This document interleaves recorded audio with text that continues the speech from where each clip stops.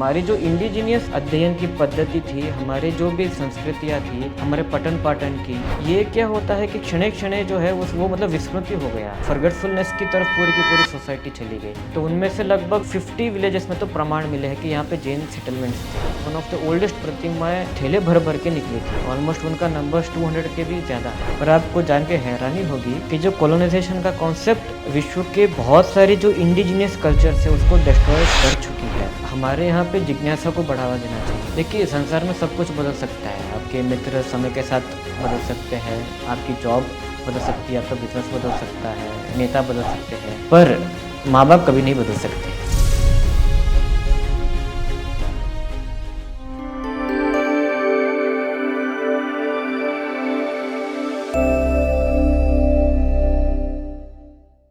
German scholar Hermann Jacobi ने कहा था that Jainism has a major influence on all aspects of Indian culture in all ages. Jainism कितना ancient और widespread था, ये हमें इस बात से पता चलता है। But today's generation wants proof.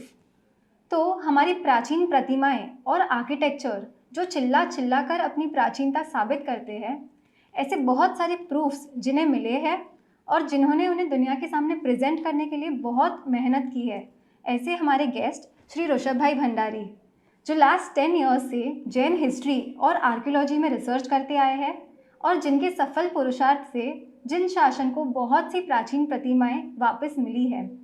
शुरू करने से पहले हम प्रभु को पुष्प समर्पित करेंगे, जिन्होंने प्राचीनतम जिन शासन को हम तक पहुंचाया।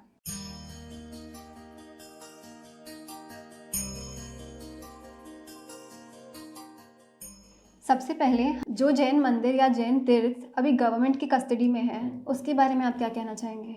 देखिए, ये बहुत ही बड़ा इशू है और इट्स जिसको आप कह सकते हो कि टोटल अनफेयर है ये भारत की कम्युनिटीज़ के साथ। मंदिर को कैसे चलाना है वो कम्युनिटी डिसाइड करेगी। गवर्नमेंट का काम एडमिनिस्ट्रेशन करना है, लॉ एंड ऑर्डर है, पॉलिसीज़ बनाना है, उनको इम्प्लीमेंट करना है। आप लोगों के धार्मिक एफर्ट्स, धार्मिक जो भी उनके कस्टम्स है, ट्रेडिशंस में इस प्रकार डायरेक्ट इन्वॉल्वमेंट आप नहीं ले सकते। हमारे संविधान में भी राइट टू रिलीजन का प्रावधान दिया गया है, पर ये होते हुए भी अब राइट टू रिलीजन के केंद्र में ही मंदिर आते हैं, क्योंकि मंदिर सिर्फ मंदिर नहीं है, एक सोशल गैदरिंग के जिसको क्या कहते हैं कि एक प्लेसेस भी है जिसके द्वारा लोग अपनी धार्मिक एक्टिविटीज़ को आगे बढ़ाते हैं। तो आज हमारे कई मंदिर सरकार के कस्टडी में है। सरकार दो तरीके से कस्टडी लेती है मंदिर की। एक तो स्टेट गवर्नमेंट्स लेती है बेसिकली देवस्थान डिपार्टमेंट्स के द्वारा। तमिलनाडु, कर्नाटक, राजस्थान, इन सब जगह पे देवस्थान विभाग करके एक विभाग बनाया गया है, जिसके तहत हिंदू मंदिर, बेसिकली वैदिक ट्रेडिशंस के टेम्पल्स और जैन मंदिर, इनको वो ले लेती है और पूरा ऑफिसर्स, स्टाफ पूरा का पूरा वो अपॉइंट करती है। तो इसमें जैसे अभी राजस्थान का हम ले तो केसरिया जी तीर्थ आता है। इसमें मैं आपको कहूँ ना कि राजस्थान गवर्नमेंट ने इंटेंशनली कन्वर्जन्स को प्रमोट किया है एक समय में। It's a totally state sponsored attempt to convert the entire shrine of Kesariya Nath ji, क्योंकि वहाँ पे इंस्क्रिप्शंस एविडेंस है, हमारे पास लिटरेरी एविडेंस है और वहाँ पे मंदिर में उपयोग होने वाली पुरानी सामग्री तक है। 200 साल 300 साल पुरानी तो वहाँ पे भगवान को चढ़ाए जाने वाले मुकुट, आंगी आदि चीज़ें हैं। कम्युनिटी के पास था। इन्होंने क्या किया कि कुछ तो कुछ इनडायरेक्टली विद्रोह कराया अन्य कम्युनिटीज़ को इन्वॉल्व करके। फिर मामला कोर्ट में गया और ऑर्डिनेंस पास करके मंदिर को अपने कंट्रोल में ले लिया। जबकि आज भी पूरा का पूरा मारवाड़ जो है ना, वो कुछ भी शुभ कार्य करने से पहले केसरीनाथ जी को याद करता है। मिलते हैं तो भी वहाँ पे जय जिनेंद्र प्रणाम ये वगैरह यूज़ नहीं होता है, जय केसरीनाथ जी यूज़ होता है। तो ऐसी इंपॉर्टेंट श्राइन इन्होंने ले ली। अब ये केसरीनाथ जी का मंदिर लेने के पीछे बहुत सारे इंटेंशंस है। एक तो वोट बैंक पॉलिटिक्स है, प्लस केसरीनाथ जी की संपत्ति। अभी वहाँ के जो टेम्पल की जो प्रॉपर्टीज़ है वो बेसिकली यूज़ होनी चाहिए केसरीनाथ जी के सिद्धांतों को, उनके जो ऋषभदेव भगवान है उनकी फिलोसफी को एडवांस करने के लिए, उनकी श्राइन्स को रिनोवेट आदि करने के लिए। मैं आज ऑन रिकॉर्ड बोल रहा हूँ कि राजस्थान गवर्नमेंट ने केसरीनाथ जी के मंदिर के पैसे से केसरीनाथ जी का थोड़ा बहुत मेंटेनेंस किया है समझिए। वो छोड़ के उन्होंने एक भी जैन मंदिर में एक भी रुपया दिया नहीं है पोस्ट इंडिपेंडेंस। वो पैसा कहाँ गया, किस लिए यूज़ करते हैं, जब उसके लिए उनको पूछा जाता है, वो हमारे पास रिकॉर्ड्स नहीं है, हम बाद में देंगे, ऐसे करके ये है। मैंने कई सारे आरटीआई एप्लीकेशंस वहाँ के विभाग में डाली हुई है। वो लोग उसका आंसर्स देते नहीं हैं या गोल-मोल जवाब देते हैं। तो ये सब चीज़ें बहुत सारे क्वेश्चंस रेज़ करती है कि भई वहाँ की हकीकत आखिर है क्या? अब यहाँ पे जो डेटी है, डेटी पर सबसे प्रधान अधिकार तो जो उसको मानने वाले हैं, चाहे वो जैन हो या अजैन हो। तो उसके जो रिप्रेजेंटेटिव मंदिर को सँभालते थे, उनके पास होना चाहिए मंदिर। पर ऑर्डिनेंस वगैरह और अनेक सारे षड्यंत्र रच के मंदिर ले लिया। आज उस मंदिर की बहुत सारी खदानें हैं, जो पूर्व के जो मेवाड़ के जो राज्य आदि वगैरह थे, उनके द्वारा ध्यान की हुई है। इनकी केसरियानाथ जो टाउन है, ऋषभदेवपुर का पूरा टाउन है वो वाला, उसमें गवर्नमेंट की ऑलमोस्ट 500-600 प्रॉपर्टीज़ जिसके मालिकी डायरेक्ट केसरीनाथ जी है। मतलब ठाकुर, मेवाड़ के ठाकुर केसरीनाथ जी है, गवर्नमेंट नहीं है। ये कॉन्सेप्ट पहले चलता था एक ज़माने में मेवाड़ में। तो आज उनकी इनकम जो लास्ट ईयर की इनकम है, रेंटल इनकम जो फिक्स्ड असेट्स की इनकम है, एक्सक्लूडिंग दी माइंस, वो 20 लाख रुपीज़ है एनुअल। और जो माइंस की है वो 10 लाख रुपीज़ है। ये 30 लाख ऑफिशियल इनकम है। अनऑफिशियल तो क्या होता है, हमारे पास तो ट्रेस करने के लिए भी कुछ भी नहीं है, क्योंकि ये लोग रिकॉर्ड सार्वजनिक नहीं करते हमारे सामने। रिकॉर्ड सार्वजनिक करेंगे तो उसमें से क्या है सही गलत का कुछ पता लग सकता है।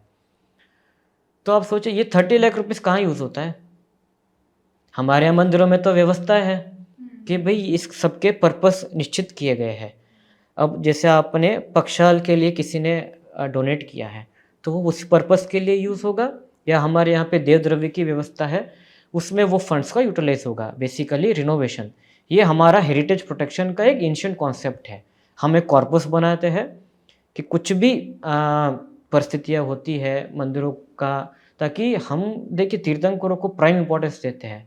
आज अब मैंने कई गांव देखे हुए हैं और कई जगह पे ऐसे देखा हुआ कि लोगों के खुद के घर नहीं थे उन लोगों के पास, वो खुद रेंटल्स पे रह रहे थे, या उनका घर मतलब बहुत ही ख़राब कंडीशन में था।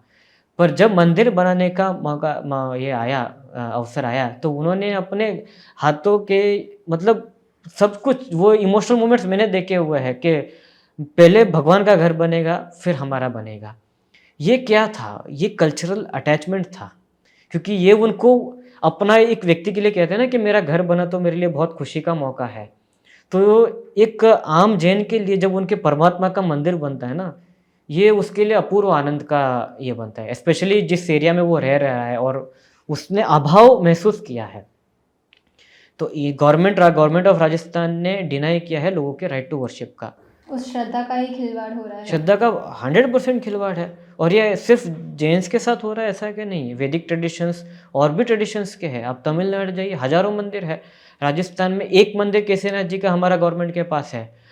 वैदिक अन्य जो स्थानीय परंपरा के हैं, अब हर बड़ा मंदिर गवर्नमेंट के पास है। करणी माता का मंदिर गवर्नमेंट के पास है, श्रीनाथ जी का मंदिर उनके पास है, एक लिंग का नहीं, वो हाँ हिंदू और जैन टेम्पल्स ही, मस्जिद एक भी नहीं है, गिरजाघर चर्चेस एक भी नहीं है। तो ये डाइवर्जन्स क्यों? क्या मिसमैनेजमेंट सिर्फ यहाँ होता है, वहाँ नहीं होता है? तो वहाँ तो आपने डोर्स क्लोज कर दिए, वहाँ क्या हो रहा है किसी को कुछ मालूम नहीं पड़ रहा। तो इसके खिलाफ मुझे तो लगता है कि बहुत एग्रेसिवली मूवमेंट खड़ा करना चाहिए। अब वहाँ किसको अपॉइंट करना, ये तो कम्युनिटी डिसाइड करेगी ना। जो केसरीनाथ जी को मानते हैं वो डिसाइड करेगी। ये ब्यूरोक्रेट्स का कहाँ से डिसाइड करने लगे कि मंदिर में पुजारी कौन होगा, मंदिर का मुनीम कौन होगा, मंदिर का अन्य कॉन्ट्रैक्ट्स किसको देंगे।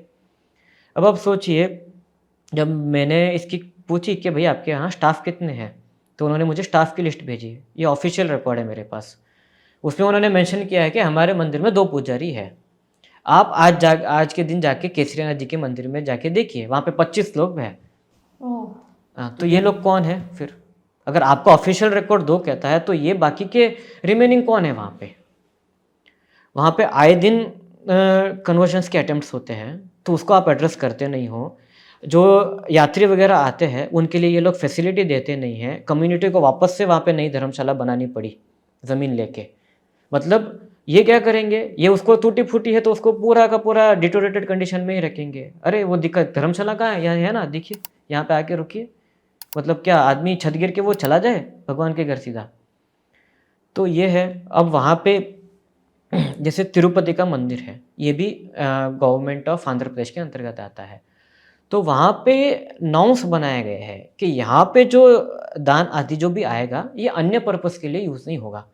तिरुपति बालाजी की श्राइन्स अगर भारत में कहीं पर भी बन रही है, उसको हम फंड करेंगे और हम नया करेंगे। अभी मुंबई में भी उन्होंने एक नया मंदिर बांधा है, जिसकी डायरेक्ट ओनरशिप टीटीडी के पास है। मतलब जो मूल श्राइन है उनकी तिरुमला में। फिर वो लोग कश्मीर में या जम्मू में नया पूरा एक तिरुपति जी का मंदिर बना रहे बालाजी का। अब राजस्थान के गवर्नमेंट से पूछिए, उन्होंने इतने सालों में कितने केसरीनाथ जी के मंदिर बांधे, किसरे ऋषभदेव भगवान के मंदिर बांधे। और तो और मैं आपको शॉकिंग फैक्ट बताता हूँ, आप उनके ऑफिशियल आप उनकी वेबसाइट में उन्होंने लिस्ट दी है कि ये मंदिर हमारे पास है। तो उसमें कि भाई डेटी, एक कॉलम है डेटी का कि भाई यहाँ पे कौन से देवता है, तो उन्होंने लिखा है कि यहाँ पे विष्णु देवता है करके, केसरीनाथ जी का। यहाँ पे नहीं लिखा कि ऋषभदेव भगवान है, वहाँ पे लिखा है विष्णु जी है करके। अब ये क्या माना जाए? ये लोगों को डिवाइड कीजिए, लोगों में बगावत कराइए। एक मायनो एक कम संख्या वाली कम्युनिटी को एक बड़ी संख्या कम्युनिटी वाले से खड़ा है। ये तो एक छोटा बच्चा भी बता देगा ना कि जिन प्रतिमा इस प्रकार होती है, विष्णु की प्रतिमा कैसी होती है, ये तो छोटा सा बच्चा भी बता देगा, क्योंकि उन्होंने देखा हुआ है, स्कूल में पढ़ा होगा। पर इस प्रकार के अटेम्प्ट्स गवर्नमेंट के द्वारा ये बहुत सारे सीरियस क्वेश्चन रेज करते हैं, और इनको कम्युनिटी समझे और क्वेश्चन रेज कीजिए। हमारे यहाँ पे क्या व्यवस्था है, एटलीस्ट उस व्यवस्था को आप लागू कीजिए। आपने कहाँ कहाँ फंड यूटिलाइज कीजिए वो बताइए। मंदिर में जो नॉन जैन ट्रेडिशंस का अगर कुछ भी है तो उसके वो हो रहा है तो उसको आप एक्शंस लीजिए। ऐसा नहीं है ना कि आप खुला छोड़ दीजिए। अगर एक कुछ मस्जिद है, इवन दो कन्वर्टेड भी जो मस्जिद है, वहाँ क्या सबको फ्रीडम है कि वो कुछ भी, किसी को भी कोई भी अपनी परंपरा अनुसार कर ले, वहाँ जाके आरती उतार ले? ये क्या ये पॉसिबल है? नहीं है। फिर ये जैन टेम्पल्स वैदिक परंपरा के टेम्पल्स के साथ ही ये अन्याय क्यों हो रहा है? इसको एड्रेस कीजिए। वहाँ की स्टाफ है, वहाँ के बोर्ड में आप जैनों को लीजिए फर्स्ट पॉइंट में, ताकि उनका भी से हो कि यहाँ के मैनेजमेंट में भाई आप आपके इनपुट्स दीजिए। ठीक है, आप ओनरशिप का आप आगे डिसाइड कीजिए लीगली उसमें जो भी है, पर आप ऐसा नहीं है कि पूरे इन लोगों को आप किनारों कर दो और आप आपका ही चलाओगे, ये नहीं हो सकता। अभी आप सोचिए कि मेवाड़ से रिलेटेड और एक तथ्य है, एकलिंग जी नाम का स्थान है नागद मेवाड़ में। वहाँ पे अद्भुत जी करके एक बहुत बड़ी शांतिनाथ भगवान का एक जिनालय है प्राचीन। अब वो गवर्नमेंट के अंडर है। पूरे राजस्थान की जैन कम्युनिटी को ये मालूम नहीं कि अद्भुत शांतिनाथ दादा का जो लैंड रिकॉर्ड्स आप निकाल के चेक कीजिए, उसकी ओनरशिप सरकार के, राजस्थान सरकार के देवस्थान विभाग के नाम पर चढ़ी हुई है। अब वहाँ पे फिर इतने बड़े बड़े मंदिर, अब उसका रिनोवेशन हो रहा है जो कम्युनिटी अपने पैसे से करा रही है। ये करा देंगे, कल कहेंगे कि ये हमारे यहाँ पूरा व्यवस्थित आपने बना लिया, हम इसको ले लेते हैं। अब ये तो नहीं हो सकता। तो इस विषय में भी पहले ही ये के लिए कल आएंगे वो, तो कल तो मणिलक्ष्मी भी, ये हम सरकार के पास अधिकार है, हम मणिलक्ष्मी भी ले लेंगे, हम जिराड़ा भी ले लेंगे। इस प्रकार कर करके तो कुछ बचेगा ही नहीं। तो जो उनका इंडिपेंडेंट उनको राइट्स है, उनके कस्टम्स, ट्रेडिशंस, बिलीफ सिस्टम को फॉलो करने का, उसमें हस्तक्षेप, इंटरफेरेंस बिल्कुल भी नहीं होना चाहिए। ये एक माध्यम हुआ जो मैंने कहा कि देवस्थान विभाग के माध्यम से जो ये होता है। दूसरा है आर्कियोलॉजी एक्ट। इसके तहत क्या करती है कि गवर्नमेंट किसी को भी प्रोटेक्टेड मॉन्यूमेंट डिक्लेयर करती है और उसमें इंटरफेरेंस करती है। जैसे कि श्रावस्ती में बहुत सारे टेम्पल्स हैं ऐसे। आप बीकानेर में जो जिनालय है, बांडा शाखा ने जो बनाया था, वो प्रोटेक्टेड मॉन्यूमेंट है। उसमें इतने आपके राइट्स कर्टेल नहीं होते हैं, पर उसमें भी इंटरफेरेंस गवर्नमेंट का आ जाता है कि आपको कुछ भी बांधना वगैरह है तो ये आपको हमारे प्रायर आपको परमिशंस आपको लेनी पड़ेगी। इसमें क्या होता है कि देखिए, अब वो एक्ट तो उन्होंने लगा दिया, पर उस एक्ट के साथ जो रूल्स है वो कहीं पर भी इम्प्लीमेंट नहीं होते। उसमें रूल है कि एक 100 मीटर का एरिया और एक 200 मीटर का एरिया, ये कहलाता है, क्या कहते हैं कि उसे, रिस्ट्रिक्टेड एरिया और प्रोहिबिटेड एरिया के नाम से कहा जाता है। वहाँ पे कंस्ट्रक्शन अलाउड नहीं है। वहाँ आप जाके देखिए, चिपक के कंस्ट्रक्शंस बने हुए हैं। जब मैंने उनको पूछा अधिकारी को कि भाई, जब ये कॉन्ट्रावेंशन ऑफ लॉ, ये कंस्ट्रक्शंस बने हैं, तो आपने क्या किया है? बोलते सर, हमने तो नोटिस जारी किए हैं। नोटिस जारी करके 10 साल हुआ, आज तक एविक्शन हुआ नहीं है। नहीं, हमारा काम नोटिस देना है, हमारा काम एविक्शन कराना नहीं है, बोलते हैं। तो वो कौन कराएगा? तो वो कोई भारत से बाहर आएंगे लोग उनको निकालने के लिए? तो जो एक्ट है, जिनके नियम है, वो तो आप ये कीजिए। जैसे ये मैंने कहा कि बीकानेर के टेम्पल्स के जो 100 मीटर्स के रेडियस में रिस्ट्रिक्शन है कि आप न्यू कंस्ट्रक्शन आप नहीं कर सकते हैं। वहाँ इलीगल लगभग 8 से 10 कंस्ट्रक्शंस है।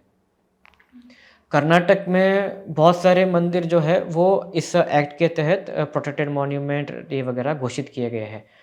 पर उनके तो लग लग के मंदिर, लोगों के घर बने हुए हैं, बाथरूम्स बने हुए हैं। तो जैसे बीकानेर में एक मंदिर है हमारा पुराना, तो वो प्रोटेक्टेड मॉन्यूमेंट है, पर उसके प्रीमाइसेस में आसपास 100 मीटर्स में कंस्ट्रक्शंस है, वो रिमूव नहीं किए गए हैं। उसी तरह कर्नाटक में ऑफिशियल गवर्नमेंट डेटा बताता है कि ऐसे 100 प्लस कंस्ट्रक्शंस है और एडमिट करते हैं। अब उन्होंने 10-10 साल हो गए, नोटिस एविक्ट नहीं किया है। उड़ीसा जाइए, उदयगिरी, खंडगिरी, वहाँ पे किसी ने गुफा में जिन प्रतिमाओं पर अतिक्रमण करके वो बैठे हैं, और एक लोकल कल्चर के रूप में वो प्रमोट करके अपना के ऊपर ऑक्यूपेशन है। ये उनका ऑफिशियल रिप्लाई है, मैं आपको डॉक्यूमेंट दे सकता हूँ। उसमें उन्होंने लिखा है कि हमने 2004 या 5 में कुछ नोटिस दिया था, उसके बाद हमने कुछ सर्वे नहीं किया कि उसने निकाला भी या नहीं निकाला। अब फॉलो अप नोटिस कब दिया है? अक्टूबर के कुछ सेकेंड वीक 2024 में दिया है। फॉलो अप नोटिस देने के लिए इन लोगों को 20 ईयर्स चाहिए। ये कंडीशन है हमारे डिपार्टमेंट्स की। और उसके बाद भी वो तो यही कह रहे हैं कि कोई सर्वे नहीं है। वो कहेंगे कि भाई हमने नोटिस दिया है, निकालेंगे साहब। ऐसा है, वो निकालने वाला नहीं निकालने वाला है तब तक, जब तक स्ट्रॉन्ग कम्युनिटी उसके अगेंस्ट प्रोटेस्ट नहीं करेगी ना, ये लोग नहीं निकालने वाले हैं।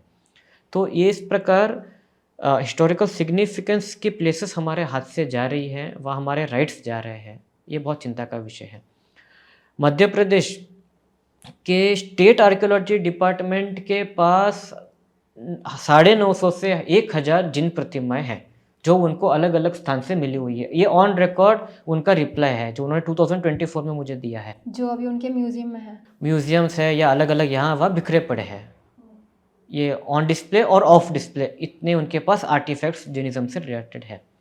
भोपावर में प्राचीन प्रतिमाएं जैन समाज के पास है सिर्फ एक, जो वहाँ के मूल नायक है। वहाँ से लगभग 80 या 90 ब्रॉन्ज आइडल्स निकले थे। वो पूरे के पूरे एमपी गवर्नमेंट लेके चली गई, स्टेट गवर्नमेंट। ठीक है, लेके गई, कुछ अवशेष तो मंदिर के लिए भी छोड़ के जाती कि हमारे पास तो कुछ और दिखाने के लिए। तो इस प्रकार और ये तो अलग है आपस, जो सेंट्रल गवर्नमेंट के ओनरशिप में है वो चीज़ अलग है। एमपी में अकेले 1000 नंबर्स तो ये सिर्फ इनका है, स्टेट गवर्नमेंट का है। तो इस प्रकार से हमारी ये चीज़ें जा रही है। तो अब ये चीज़ समझिए कि एंटिक्स, ये कुछ सिर्फ एंटिक नहीं है ना, ये तो लोगों के पूजन का एक अधिकार है। आपके लिए वो मूर्ति है, आप किसी भक्त के लिए पूछिए, वो तो उनके लिए साक्षात परमात्मा है। आज हमारे पास हजारों साधु साधित भगवंत है जो दर्शन नहीं होते तो भी 12-1 बजे तक कई गुरु भगवंत पानी तक ग्रहण नहीं करते हैं। इतना सिग्निफिकेंस है। तो इस सिग्निफिकेंस को मान दिया जाए, सम्मान दिया जाए।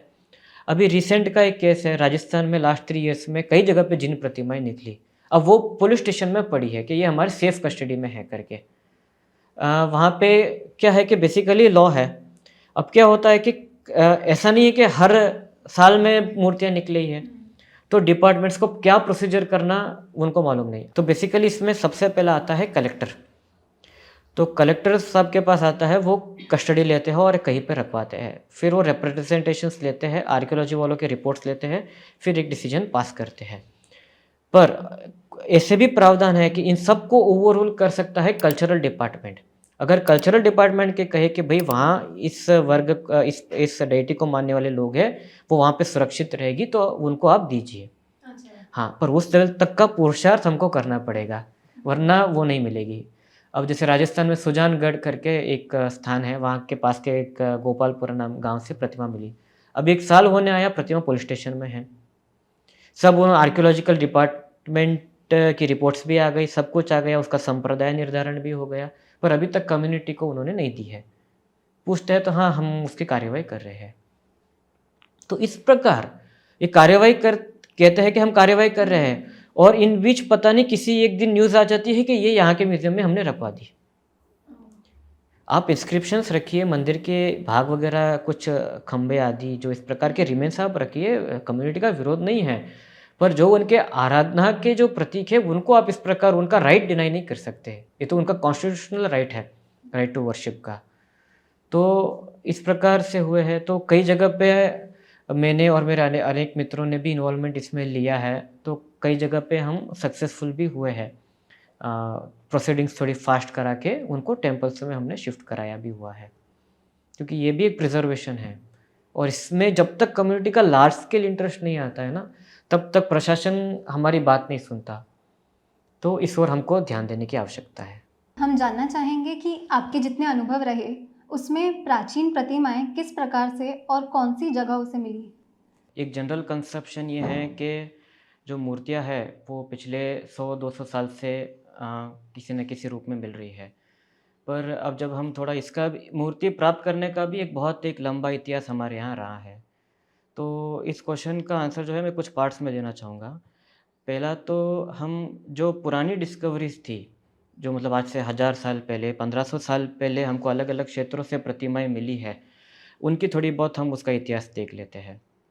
अ, तो इस आंसर की शुरुआत में एक नैरेटिव से स्टार्ट करना चाहूँगा। ये एक आगमिक नैरेटिव है, जो कि भगवान महावीर से लेके हेमचंद्राचार्य तक, अर्थात कुमारपाल के शासनकाल तक स्ट्रेच होता है पूरा का पूरा।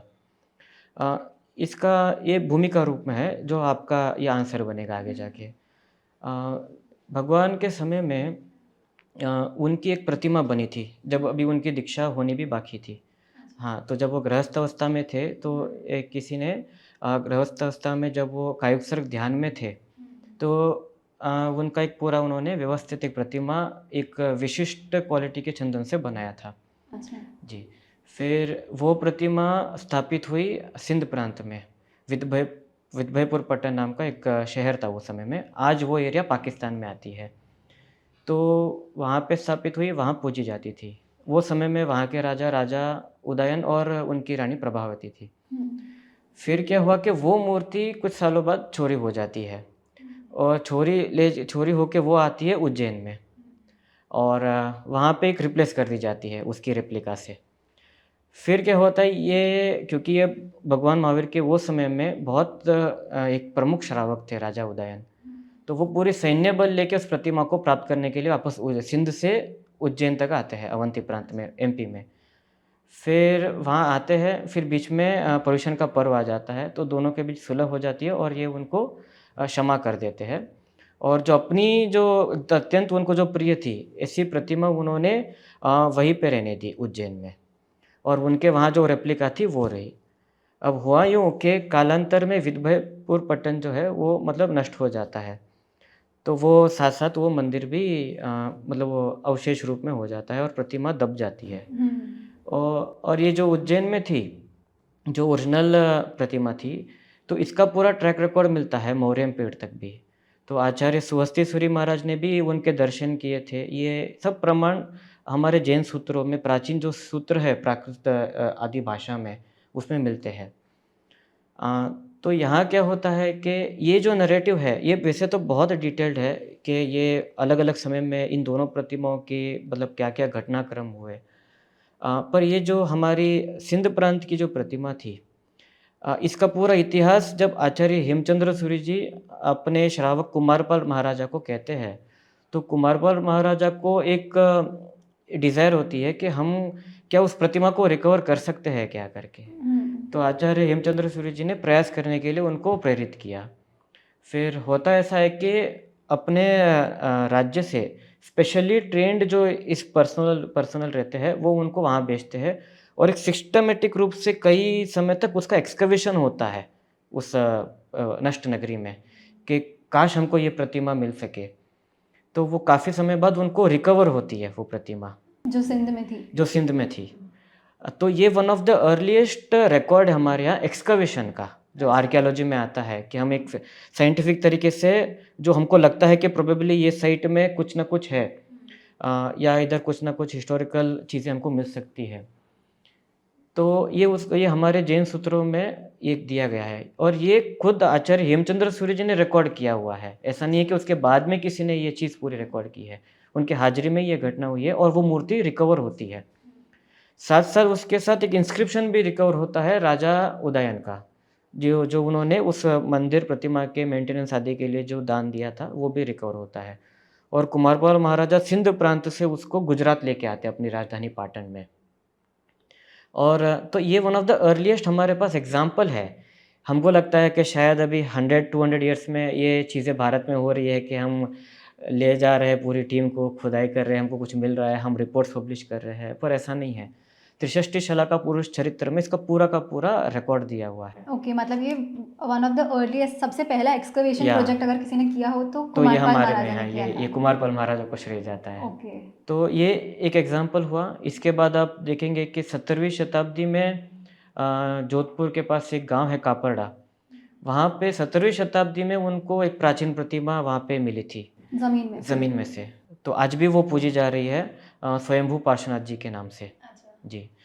फिर और एक मैं आपको एग्ज़ाम्पल बताऊँ जो है आचार्य अभयदेव सूर्य जी के समय का, खंबात का। तो खंबात में संबंध पार्श्वनाथ प्रतिमा भी ज़मीन से ही मिली हुई है, सेड़ी नदी के तट से वो प्रतिमा मिली हुई है। ये भी हिस्टोरिकल रिकॉर्ड है इन सब चीज़ों का। एक जैसे एक पूरा का पूरा ट्रेल आप उसको ट्रेस कर सकते हैं, सीक्वेंस ऑफ इवेंट्स। जब आप ग्रंथों को देखेंगे, पुराने इंस्क्रिप्शंस को देखेंगे, तो इसकी पूरी की एक कंटिन्यूटी पूरा आपको मिलेगा। फिर अभयदेव सूर्य जी का ये दृष्टांत हो गया। बाद में ये जोधपुर के पास का कहाँ, कर्नाटक में मूडबिदिरे नाम का स्थान है। तो वहाँ आज से लगभग 700-800 वर्ष पूर्व ऑलमोस्ट 7 टू 8 फीट की पार्श्वनाथ भगवान की प्रतिमा मिली हुई है। सोचिए ऑलमोस्ट 700 ईयर्स बैक। वो प्रतिमा भी आज भी वहाँ पे है। मूडबिदिरे नाम का एक कोस्टल कर्नाटका में एक टाउन है, वहाँ पे है। तो इस प्रकार हम देखते हैं कि ये चीज़ आज जो हमको लग रहा है कि इतने बड़े प्रमाण पे मिल रही है प्रतिमा, पर ये पूर्व में भी मिली हुई है। अच्छा। तो ये बात हो गई एंशिएंट डिस्कवरीज़ की। मॉडर्न डिस्कवरीज़ तो बहुत है क्योंकि हमारे पास रिकॉर्ड है इन सब चीज़ों का। अब पहले के भी मंदिरों में भी काफ़ी सारी होंगी पर हमारे पास सब चीज़ों का रिकॉर्ड नहीं है। तो मॉडर्न डिस्कवरीज़ में जब हम आते हैं, तो आज कई सारे तीर्थों के मूल नायक जो है, वो भी कहीं न कहीं से हमको मिले हुए हैं। जैसे एक उदाहरण मैं आपको दूँ कर्नाटक में ऐसे बहुत सारी प्रतिमाएँ हैं। फिर यहाँ पे आंध्र प्रदेश में आप जाइए तो पार्श्वमणि पार्श्वनाथ करके वहाँ पे एक पूजी जाती है। वो कुएं में से हाँ मिले जी। थे। तो वो भी बस लास्ट 50-60 ईयर्स में ही प्राप्त हुई हुई है। तो ये एक रिसेंट डिस्कवरी है। फिर अभी लास्ट 5 ईयर्स में भी अप्रॉक्सिमेटली 40 टू 50 ऐसी यूनिक मतलब आर्ट वाली प्रतिमाएँ हमको मिली हुई है। जैसे अभी 3 ईयर्स बैक यहाँ पे राजस्थान में भरतपुर के पास मौजपुर फॉरेस्ट रिज़र्व है। तो वहाँ पे 2 ऐसी प्रतिमाएँ मिली जो मतलब आस-पास के पूरे क्षेत्र में वो उसके सिमिलर आर्ट की प्रतिमा नहीं है। ओह! जी। तो वो प्रतिमा फिर अभी गवर्नमेंट ने अपने म्यूज़ियम में रख दी है। वो हो गया। फिर है यहाँ पे गुजरात में अंबाजी के बाजू में एक कुछ तो बहुत छोटा-सा टाउन है, विलेज है। वहाँ पे 2 कायोत्सर्ग मुद्रा में प्राप्त मिली, जिस पर वड्डपल्ली गच्छ जैसे आज अनेक सारी गुरु परंपराएँ हमको मिलती है, तो एक प्राचीन गुरु परंपरा के लेख सहित प्रतिमा हमको मिली हुई है। तो ये ये बड़ौदा सब के ज़मीन म्यूज़ियम में में है। से ही निकलती है या कहीं कोई नहीं, नहीं, नदी ये या सब की सब कुएं में से? एक्सीडेंटल डिस्कवरीज़ है। ओके। या बहुत कम ऐसी डिस्कवरीज़ है कि भई हम कुमारपाल महाराजा की तरह गए कि और मिल ही हमको गए। और हमको प्रतिमाएँ मिल गई। अच्छा। ये ये कुछ और कर रहे थे, जैसे हुँ। मौजपुर का मैंने कहा, ये तो पाइपलाइन डाल रहे थे कुछ तो, उनको प्रतिमा मिल गई। फिर मैंने ये चित्रदुर्गा में भी जैसे है वो खेत में से वो जी, किसान को जी, जी, प्रतिमा जी गौड़ी मिली थी। पार्श्वनाथ की प्रतिमा ऐसा है।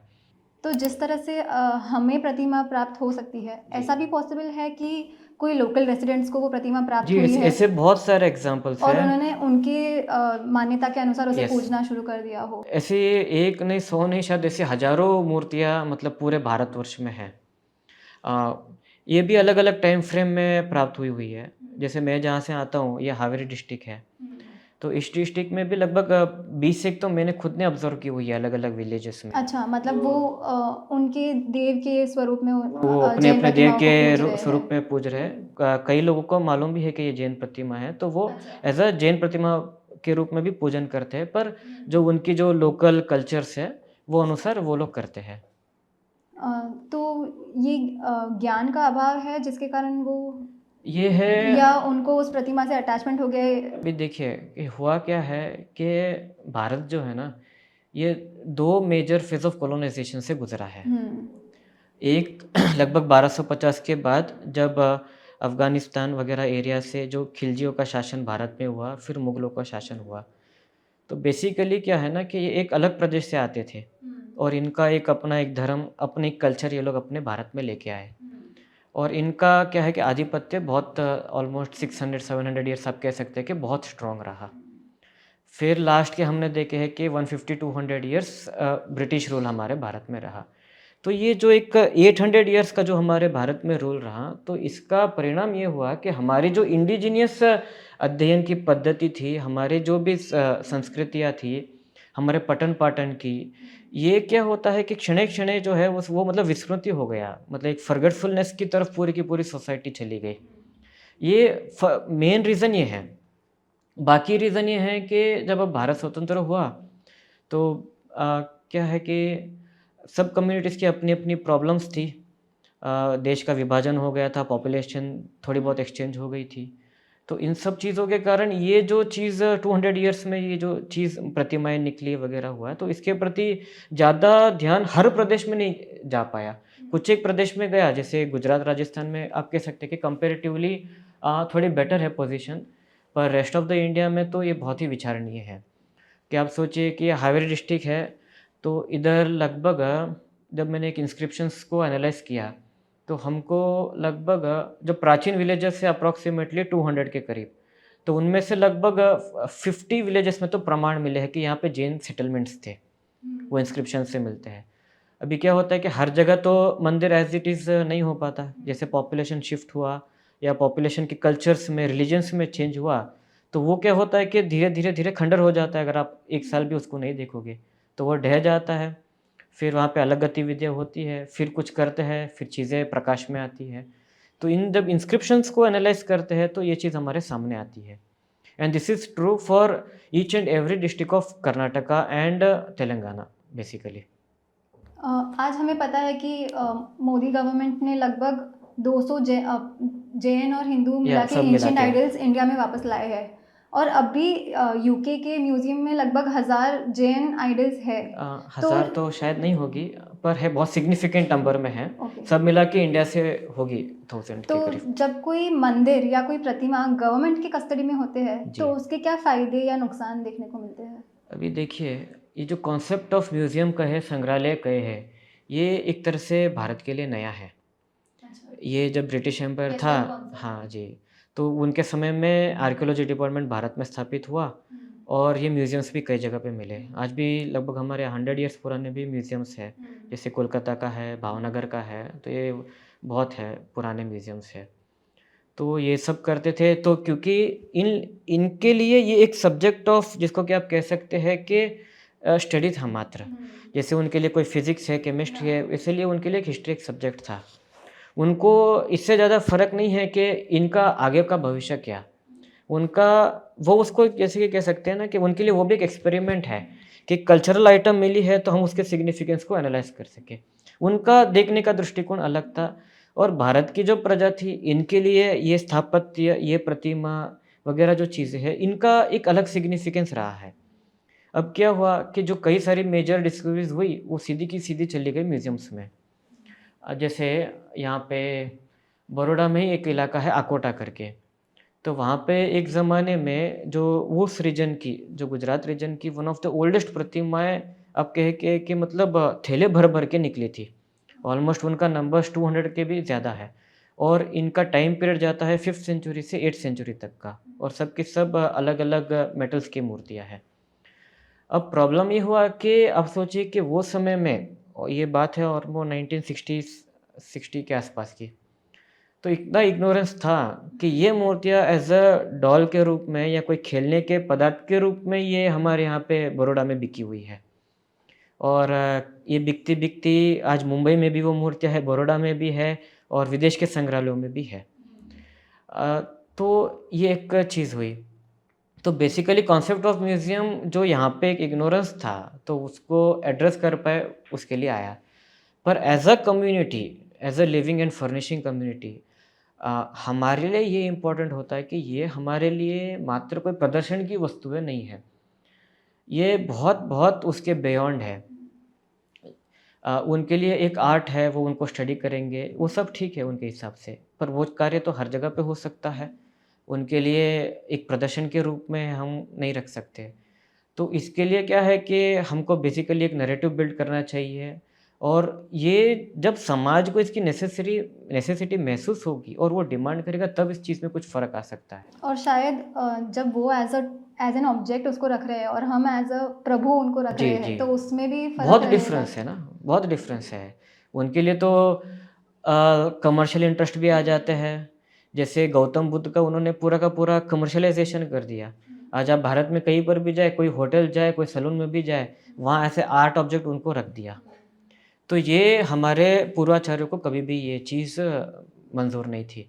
तो इस कारण प्रतिमाओं का क्या है कि आपको सर्टेनिटी नहीं है कि यह कहाँ से मिलती है। पर जो हमारे जो ग्रंथ वगैरह थे, ये हमारे पूर्वजों ने बहुत व्यवस्थित करके रख दिए। तो इनकी कस्टडी लगभग आज पूरी की पूरी जैन समाज के पास है। आप राजस्थान जाइए, एमपी जाइए, गुजरात में है, तो आप पूरा को टैली कर दीजिए, पूरे भारत की मैन्युस्क्रिप्ट्स प्राचीन मैन्युस्क्रिप्ट्स मैं कह रहा हूँ, वो एक तरफ और बाकी सब मैन्युस्क्रिप्ट्स एक तरफ है। अकेले एलडी इंस्टीट्यूट ऑफ इंडोलॉजी में 50,000 प्लस मैन्युस्क्रिप्ट्स हैं। गांधीनगर कोबा में 50,000 या 80,000 मैन्युस्क्रिप्ट्स बताई जाती है और जो छोटे-छोटे हैं जहाँ 1000, 2000, 1000, 2000 ये तो पूरा अलग ही है।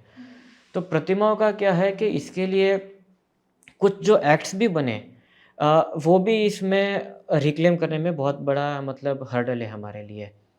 जैसे एक है एंशिएंट मॉन्यूमेंट्स का एक्ट गवर्नमेंट ने बना दिया था। फिर जो जितने भी स्टेट्स हैं, तो उनके ट्रेज़र ट्रोव एक्ट्स करके है, जो गवर्न करते हैं भूमि से कुछ भी निकलता है, उन सब वस्तुओं को गवर्न करती है। और सब स्टेट्स के अलग-अलग है, सब स्टेट्स का गवर्नेंस अलग-अलग तरह के होता है। तो इसके कारण इनको प्राप्त करने में बड़ी दिक्कतें आती हैं समाज को। पर कई जगह पे प्राप्त हुई भी है, पर नहीं प्राप्त की है, वो नंबर्स बहुत ज़्यादा है। तो अभी हम जैसे रिसेंटली हर साल सुनते हैं कि प्राचीन जी। प्रतिमाएँ कहीं से निकली है, यहाँ से निकली है। तो उन्हें अपने पास रखने का लीगल पोज़ेशन के लिए क्या प्रोसेस है जिससे कि हम उन्हें जी। विधिवत अपने जिनालयों में स्थापित कर सकें? जी। देखिए उनका जो जिन प्रतिमा है, उनका स्थान तो जिनालय ही है। ये तो ये भारत के कोर्ट्स ने एडमिट किया है या नहीं इतना मुझे ध्यान नहीं है। पर एक कुछ साल पहले शायद लंदन में एक कोई तो मुकदमा चला था भारत से चोरी हुई मूर्तियों का। बेसिकली वो तमिलनाडु की मूर्ति थी। तो उसमें कोर्ट ने बड़ा एक ऑब्ज़र्वेशन दिया। जो डेटी है ना, डेटी का निवास स्थान उसका जो भी श्राइन है उसका, तो वो है। तो उन्होंने एक एग्ज़ाम्पल कोट किया कि जैसे कोई एक बच्चा खो गया या एक कोई भी कहीं पर भी मतलब अबंडन हो गया समझिए, कुछ भी रीज़न से, तो उनको आप लेके जब उसके माता-पिता है या उसके गार्डियंस हैं, तो आप उनके पास उनकी कस्टडी दोगे या आप उनको कस्टडी दोगे किसी ऑर्फ़नेज होम में। म्यूज़ियम्स तो एक ऑर्फ़नेज होम की तरह है। जब आज भारत में इतने सारे जिनालय, इतने समाज है, तो उन्होंने यही जजमेंट पास किया कि डेटी का घर उसका मंदिर है, तो उसका राइटफुल प्लेस भी उधर ही है और वो एक लिविंग एंटिटी के रूप में हम उसको ज्यूरिडिक्शन करते हैं। तो उसको वहीं पे आप दे दीजिए। टेम्पल उसका कस्टोडियन है और वो उसका घर है, वो वहीं जाना चाहिए। तो ये भारत से जब आई प्रतिमा तो वो उसी तमिलनाडु के मंदिर में दी गई। आपने जो डिस्कवरीज़ के बारे में बताया, तो उसमें जैनिज़्म में ऐसी कौन-सी मेजर आर्कियोलॉजिकल डिस्कवरीज़ रिसेंट में हुई हैं, जिसके जी। बारे में आप शेयर करना चाहेंगे? जी। लास्ट 100 ईयर्स में 100 के आप कह सकते हैं कि ऑलमोस्ट 130-140 ईयर्स में कुछ एक मेजर साइट्स जिनका वर्णन तो हमारे ग्रंथों में था, पर हम खुद भूल गए थे कि ये चीज़ अभी है या नहीं, या ये कहाँ पर है। तो उसमें one of the most important आता है मथुरा। मथुरा में लगभग 2500 साल से भी पुराना एक स्तूप था। स्तूप जो है ना, जैसे आज हमारे जिनालय बनते हैं, इसको हम बेसिकली नागरी शैली बोलते हैं। तो ये एक अलग फॉर्म्स ऑफ आर्किटेक्चर रहते हैं। तो स्तूप जो है ना, तो मगध वगैरह और जो ये पूरा इलाका है नॉर्थर्न इंडिया का, इसमें एक प्रचलित एक आर्किटेक्चरल फॉर्म था। ना सिर्फ वो वाला, इवन डाउन साउथ तक भी ये प्रचलन में था।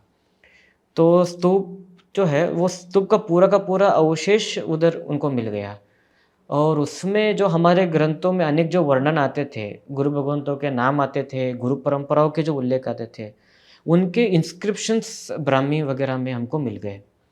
तो इससे हमारे कल्पसूत्र, अन्य भी जो 11 हमारे जो प्राचीनतम आगम हैं, इनकी जो ऑथेंटिसिटी है वगैरह और मतलब बढ़ गई।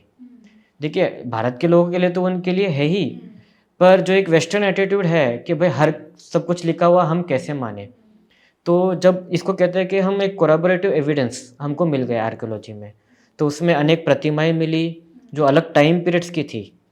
और हमारे ग्रंथों में एक देव निर्मित स्तूप के नाम से एक बहुत एक तीर्थ स्थल था ये मथुरा का। तो इसमें इंस्क्रिप्शन में वो मिल गया कि यही देव निर्मित स्तूप है। तो इसके अलग अलग लेयर्स में हमको मिले हैं, मतलब 3rd सेंचुरी BC से लेके कंस्ट्रक्शन हमको ऑलमोस्ट 5th-6th सेंचुरी AD तक का भी हमको उसमें कंटिन्यूड एग्जिस्टेंस मिला है। और लिटरेरी सोर्सेस तो 9th-10th सेंचुरी तक भी उसके एग्जिस्टेंस की बातें करते हैं। तो ये मथुरा प्रदेश में ये हो गया। फिर हम आते हैं उड़ीसा में। तो उड़ीसा में जो मेजरली उदयगिरी खंडगिरी की जो केव्स है, और इनका जो एक उसमें गुफा है हाथी गुफा के नाम से, उसका इंस्क्रिप्शन जब डिसिफर किया गया, उसको पढ़ा गया, तो उसमें मतलब आप मान सकते हैं कि वन ऑफ द ओल्डेस्ट किसी भी एक ऑर्गेनाइज्ड रिलीजन का एग्जिस्टेंस मिला है, तो वो जैनिज़्म का मिल गया उड़ीसा में। उड़ीसा में। जी। तो उसमें बेसिकली बात खारवेल नामक वहाँ के सम्राट की बात है, और यहाँ पे एकदम पुरातन नवकार मंत्र भी लिखा हुआ उधर है। तो उसमें बेसिकली उसमें भी प्रतिमा की चर्चा है वापस। उसमें ऐसा बताया गया है कि जब नंदों का शासन था, जैसे चंद्रगुप्त मौर्य आदि जो ये मौर्यन डायनेस्टी थी, इससे पहले भारत में नंदों का साम्राज्य था, ये एक डायनेस्टी थी। उनके समय में उन लोगों ने कलिंग मतलब जो उड़ीसा है, वहाँ पे जब ये किया था, आक्रमण किया था, तो अपने विजय के प्रतीक के रूप में वहाँ के जो पूरे मूल नायक प्रतिमा है कलिंग प्रदेश की, उनको ही वो लेके आ गए कि ये हमारा गौरव है, इसको अभी हम पूजेंगे। तो मतलब जिन प्रतिमा एक ऐसा सेंस ऑफ प्राइड भी कितना था पहले के समय में। हमने वो भगवान महावीर के समय में जो एक थेफ्ट हुई थी चंदन की प्रतिमा की, जो जीवंत स्वामी के नाम से जानी जाती थी, क्योंकि वो भगवान के लाइफ पीरियड में ही निर्मित हुई थी। तो ये लेके गए थे नंद राजा ओडिशा से, खारवेल के जो पूर्वज जो थे वो हार गए थे। कुछ समय बाद, ये बात है लगभग 1st century BC, almost 300 years बाद, जब खारवेल हुए, तो ये वापस उसको रिकवर करके आते हैं मगध से, और अपने राज्य में बहुत धूमधाम से वो स्थापित करते हैं। और अन्य भी उनके जो पॉलिटिकल इकोनॉमिक वगैरह पॉलिसीज़ थी, सोशल वो समय में कैसा था वहाँ का रहन सहन, उसके भी थोड़ा मिलता है। तो बेसिकली ये one of the major discoveries थी। फिर हम जब आते हैं साउथ में, साउथ से पहले हम गुजरात की चर्चा कर लेते हैं। गुजरात में जैसे गिरनार आदि तो ये मंदिर थे ही, ये प्राचीन मंदिर। फिर एक जो केव्स है ढंकगिरी नाम से, ये लगभग गिरनार से थोड़ा पास ही है ये एरिया है। तो यहाँ पर भी लगभग 2nd-3rd सेंचुरी AD की प्रतिमाएं, गुफाएं वगैरह डिस्कवर हुई। तो वो हमारे लिए बहुत इम्पोर्टेंट था। एक्चुअली गुजरात में और भी बहुत भारी मात्रा में स्थापत्य था, पर रीज़न क्या है कि जब ये बाहर से जब इन्वेजन्स हमारे यहाँ हुए, तो ये 1-2 नहीं 3-4 फेजेस में यहाँ के मंदिरों का मतलब डिस्ट्रक्शन हुआ है। तो उसके कारण जो ओल्डेस्ट लेयर जो है कंस्ट्रक्शन का, वो मिलना थोड़ा कठिन हो जाता है। जैसे दिल्ली है, मध्य प्रदेश है, गुजरात है, राजस्थान है, ये फॉरेन इन्वेजन को मतलब बहुत वल्नरेबल थे। तो इस कारण यहाँ पे बड़ी दिक्कत आई। जैसे शत्रुंजय हमारा है, तो यहाँ पे लगभग देखिए कि 14th सेंचुरी में प्रतिमाएँ को खंडित किया गया था। नहीं, लगभग 13th सेंचुरी में एक बार, वापस 15th सेंचुरी में। तो दोनों समय में वापस प्रतिमा को चेंज करना पड़ा था हमको। तो इसके भी सब प्रमाण हैं, ये सब किसने तोड़े थे। वो समय में लोगों को जो मानसिक वेदना भुगतनी पड़ी थी, उसका वर्णन भी हमारे यहाँ पे एक ग्रंथ है, नाभिनंदन जीर्णोद्धार प्रबंध। उस ग्रंथ में मतलब जिन्होंने वो लाइव देखा है वो सीन, उन्होंने ये सब चीज़ों को अब निबद्ध करके रखा है। उनकी संवेदना पूरी की पूरी कि लोगों ने मतलब अपनी माता अपनी बच्चों का मतलब ध्यान भी नहीं रख पा रहे थे, इतने आघात हुए थे। क्योंकि जो शत्रुंजय है ये सब बहुत सिग्निफिकेंस रखता है पूरे वहाँ के बेल्ट के लोगों के लिए। तो वो है, तो ये गुजरात की बात हो गई। फिर जब हम थोड़ा साउथ में आते हैं, सबसे पहले जैसे ये है हमारा बिहार है। बिहार तो बहुत मतलब सेटलमेंट्स थे। हाँ, उसका तो हमारे प्रमाण लगभग आगम सारे तीर्थंकर का भी विचरण जी, वहीं से हुआ यूपी है। बिहार का जो एरिया है, तो वहाँ पे मौर्यन पीरियड का एक मतलब बहुत ही अच्छी तरह से पॉलिश्ड स्कल्पचर का मतलब रिमेन्स हमको मिला। तो ये लगभग संप्रति महाराजा के समय की वो प्रतिमा थी। तो वो मिली, वो भी अभी म्यूज़ियम में है। फिर अभी भी झारखंड उड़ीसा साइड में जो सराक क्षेत्र जी माना जाता है, जी उनके भी काफ़ी सारे लोगों के घरों में ऐसी प्राचीन प्रतिमाएं जी हैं। जी है। और वो खुद भी उनके पूर्वज जैन थे, जैन लेकिन थे। उन्हें नहीं पता है, और जी उन्हें नहीं पता है कि ये एक जी जैन जी प्रतिमा है। आप समझे कि मुंबई में भी अगर आज 50 साल कोई गुरु भगवंत ना आए यहाँ, या यहाँ की गतिविधियाँ रुक जाए, तो आप सोचिए कि यहाँ की पॉपुलेशन की तो क्या हालत होगी। तो आप वो प्रदेश का सोचिए जहाँ पे 100 ईयर्स 200 ईयर्स 500 ईयर्स का गैप है कम्युनिकेशन का। तो जिसको कि कहते हैं ना कि हमारी जो व्यवस्थाएं होनी चाहिए वो बहुत स्ट्रांग होनी चाहिए, ऐसा मैं मानता हूँ, ताकि हम कंटिन्यूड एग्जिस्टेंस को इंश्योर कर सके। कहीं पर भी हमको लगता है कि गैप हो रहा है, उसको फिलअप कर देना चाहिए। जैसे एक मकान है, इनिशियल क्रैक से अगर आप उनको एड्रेस कर लोगे, रिनोवेट कर दोगे, तो उसकी ऑटोमेटिकली लाइफ स्पैन बढ़ जाएगी। आप उसको पूरा ढहने तक छोड़ोगे, फिर आप उसको वापस नहीं बना सकते हो। यही केस है। तो ये वहाँ की बात हो गई। फिर हम जब साउथ में आते हैं आंध्र प्रदेश में, तो कृष्णा वैली के एरिया में एक वड्डमानु नाम का एक प्राचीन सेटलमेंट है। ये बेसिकली भगवान वर्धमान के नाम पर ही ये वड्डमानु प्राकृत में से अपभ्रंश हो के ये होता है। बेसिकली आज आप भारत की बहुत सारी जो भाषा है ना, वो एक्चुअली प्राकृत से डिराइव्ड है। प्राकृत से अपभ्रंश, अपभ्रंश से ये सब लैंग्वेजेस, मारवाड़ी कह लीजिए, गुजराती कह लीजिए, प्राकृत के ही अलग अलग वेरिएंट्स का एक अलग अलग विकसित रूप है। तो जब ये एस्केलेशन होते हैं जी बहुत सारी चीज़ें या तो पहले के काल में डिस्ट्रॉय हुई है या कन्वर्ट हुई है, जी। दूसरों के पास चली गई है। जी तो आज के समय में ऐसे बहुत सारे हिंदू स्थापत्य है जो दूसरों के पास चले गए थे और वो उन्हें वापस मिल रहे हैं। सही बात है। तो जो जैन मंदिर, जैन स्थापत्य थे जो जी। दूसरे कम्युनिटी के पास चले गए थे, जी, वो हमें वापस कैसे मिल सकते हैं? बात जो आपका क्वेश्चन है रिक्लेमेशन का, भारत में पहला तो फेज़ में सभी को अलग अलग कर दिया, और उनमें भी जो डिविजन्स थे उनको भी प्रोवोक किया गया अलग अलग ऑर्गेनाइजेशन के, आप भी आपका कुछ अलग करो, आप अलग हो वो अलग है, देखो आप में और इनमें इतना भेद है, आप सब अलग हो, वगैरह वगैरह। तो इसके कारण मतलब देखिए, जैसे खालिस्तान का एग्जांपल आप देख सकते हैं, वो भी एक स्टेट स्पॉन्सर्ड ही है, या एक भारत के बाहर से लोगों के द्वारा छाई हुई मंशाई है कि उनको ये एक वर्ग को ऐसा लगा कि भाई आप तो अलग हो, आप तो अपना देश ही अलग मानो करके। ऐसे कर दे तो भारत के 50 के 100 टुकड़े भी हो सकते हैं डाइवर्सिटी के नाम पे।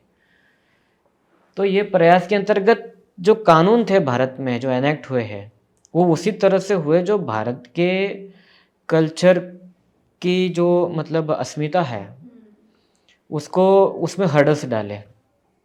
तो ये जैसे 1990 1991 के आसपास जब अयोध्या मूवमेंट भारत में चल रहा था, तो इन्होंने places of worship act enact कर दिया। तो उसमें क्या किया कि अभी जो एज ऑन डेट अभी जो है उसका स्टेटस को मेंटेन रहेगा, उनमें कुछ भी हम फेरबदल नहीं करेंगे। मतलब जो कन्वर्ट हो हाँ, गए वो कन्वर्ट वैसे हो ही गए, रहेंगे। हाँ बस जो जिसके पास है वो उसका, ऐसा। उसमें एक ही एक्सेप्शन डाला गया था अयोध्या का। अच्छा। जी, क्योंकि वो उस समय में कोर्ट में था, और भी उसके रीजंस थे एक्चुअली।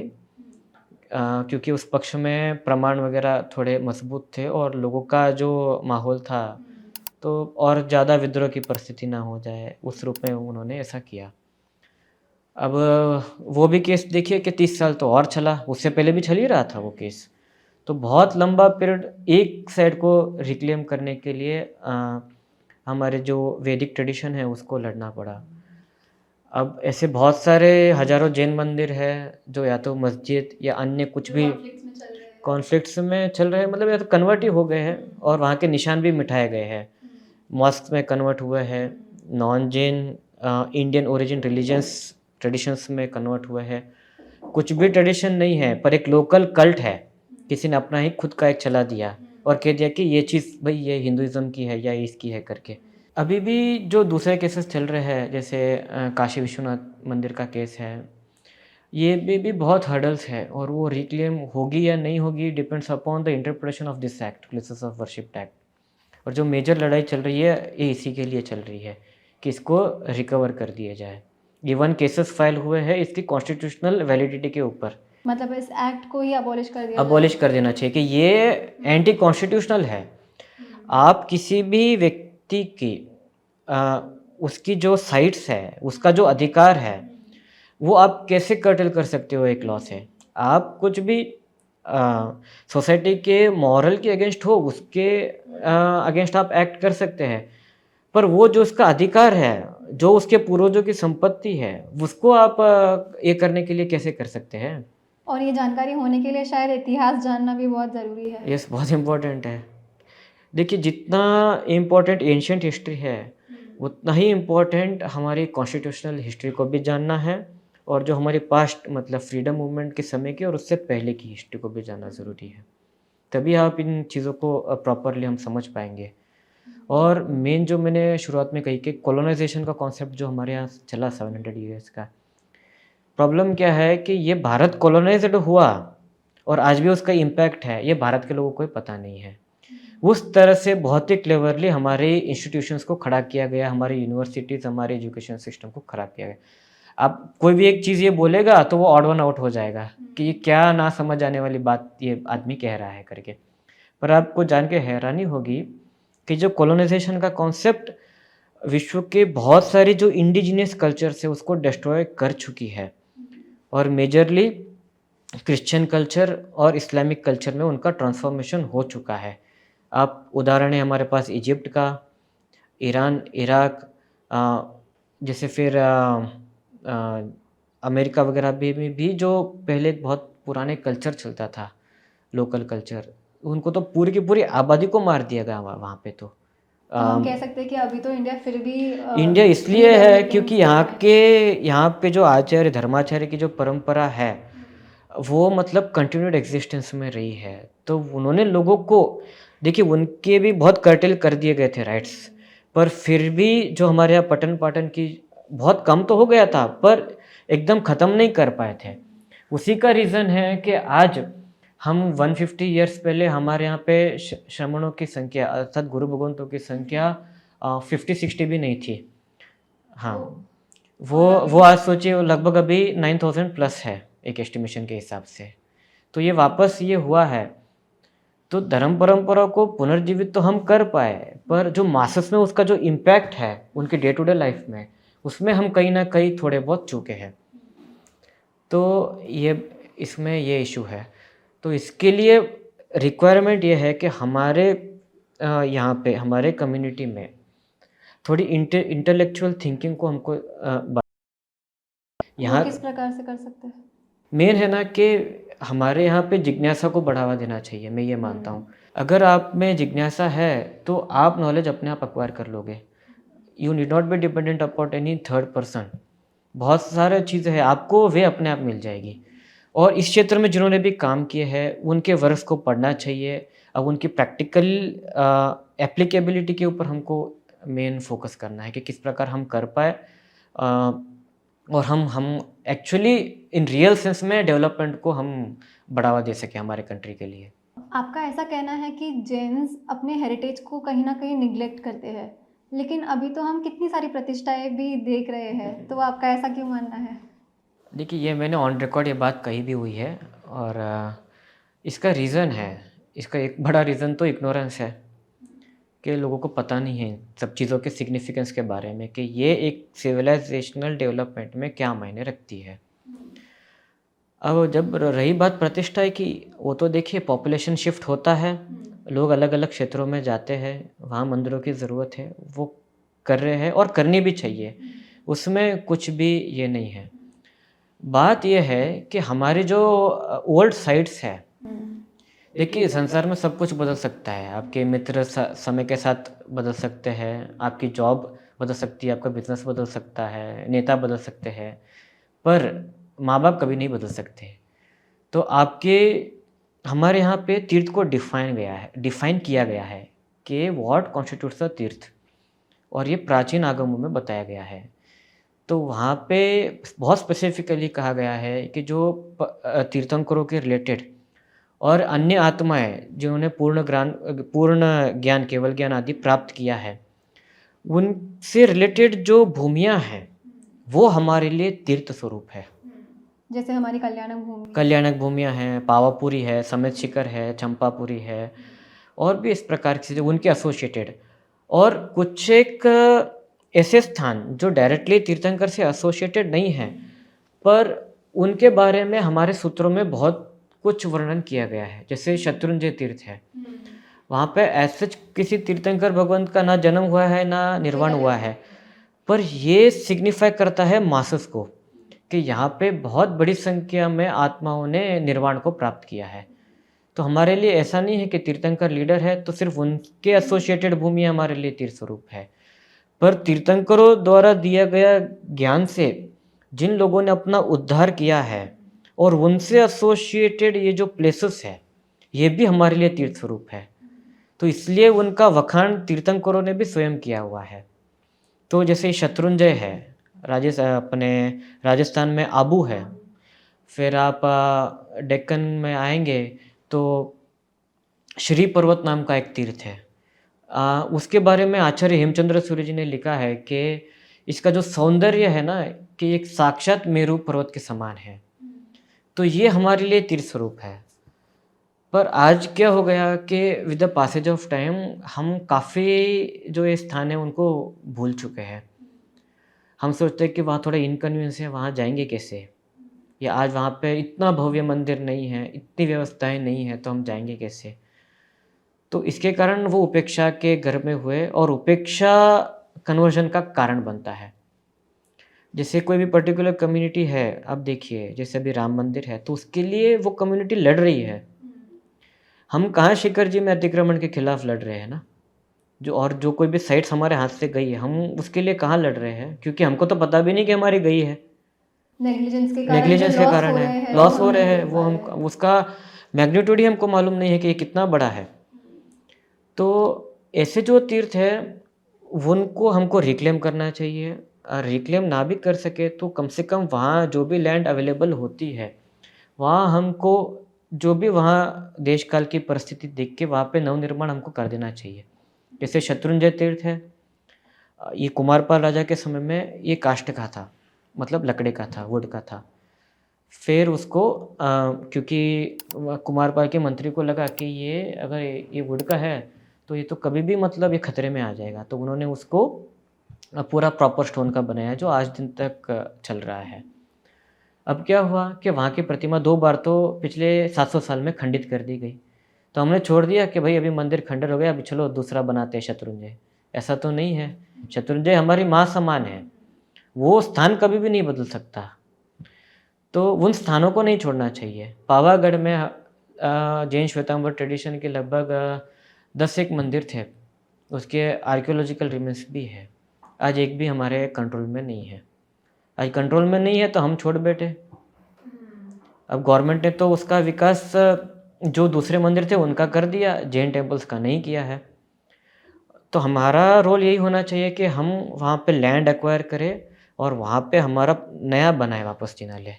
तो इससे जो साइट्स है ना, जैसे पावागढ़ है, फिर आप साउथ में हैं तो श्री पर्वत है, श्री राम तीर्थ करके एक तीर्थ है, वहाँ पे आप मानेंगे नहीं कि हमारे आयुर्वेदिक टेक्स्ट लिखे गए हैं उस क्षेत्र में। तो इस प्रकार से जो भी है वो हम वो हमको पता नहीं तो हम रिक्लेम कैसे करेंगे ना, दिक्कत ये है। तो हमारा फ़ोकस जैसे अभी अर्बनाइज़ेशन बढ़ गया तो अर्बन सेंटर्स की ओर हमारा बढ़ गया है हमारी कन्वीनियंस के हिसाब से। तो हम क्या कर रहे हैं, हम हाईवेज़ को चूज़ कर रहे हैं। देखिए हम जो बनाते हैं ना वो तीर्थ नहीं हो सकता। जो जैसे वो परमाणु तो वहीं पे है जी, जहाँ पे वो स्थान तो वो तो जिन्होंने साधना की है वो क्षेत्र तीर्थ है, आपको वहाँ जाना है। वो तीर्थ तो आपके पास चल के नहीं आ जाएगा। तो बेसिकली ये है कि देखिए क्या हो गया कि हम लोगों को डाइवर्ट कर रहे हैं, वो नहीं होना चाहिए। हमको मैक्सिमम लोगों प्रायोरिटी सब हमारे यहाँ शास्त्रों में भी कहा गया है कि जो तीर्थंकरों के निर्वाण क्षेत्र है, जन्म क्षेत्र है, केवल ज्ञान क्षेत्र है, फर्स्ट प्रायोरिटी उनको है, बाद में दूसरे तीर्थों के है। इसलिए कहा भी जाता है कि सारे तीर्थ एक तरफ, समेत शिखर एक तरफ यहाँ है।